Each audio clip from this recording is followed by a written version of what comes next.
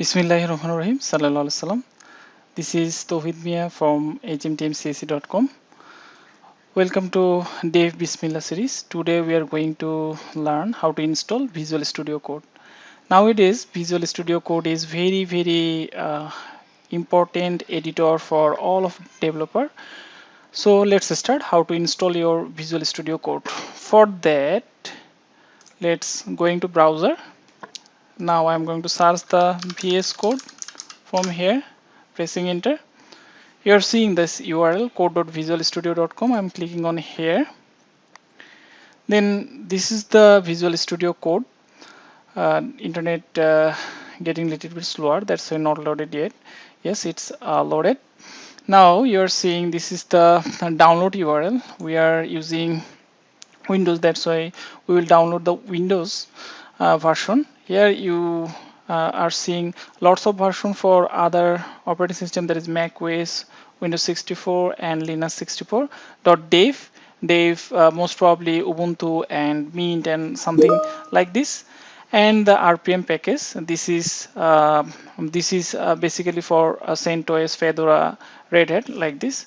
So now I'm going to download this button, but I already downloaded this stable version in my desktop. This is it. Here you are seeing the Visual Studio Code 6.4, 64 bit and 1.43. Now I'm going to install. Double clicking on here. Actually, it's asking me, do you want to allow this app to make change to your device? Yes, I want to change my device. Here you are seeing this is the box. First thing, I need to accept the license agreement. Click on here. Then next, we may select the destination of installation directory. For my case, I'm not changing this location. Clicking on next. Then if you want to create a navigation panel for in your start menu, then you can do this like this way. Otherwise you can tick mark here for do not create the start menu folder. For my case, I want to create this folder. Clicking on next. Then the good thing is that create a desktop icon. I'm clicking on this. If you want, then you can choose any other option from here. Then clicking next. This is almost ready. It's showing the summary how it will install. Okay, I'm clicking on install. It started installation process. It's installing.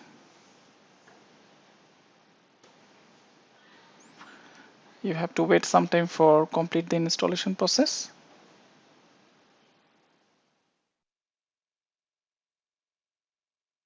Okay, the installation process is done. Now I'm going to launch this Visual Studio Code. Clicking on finish here.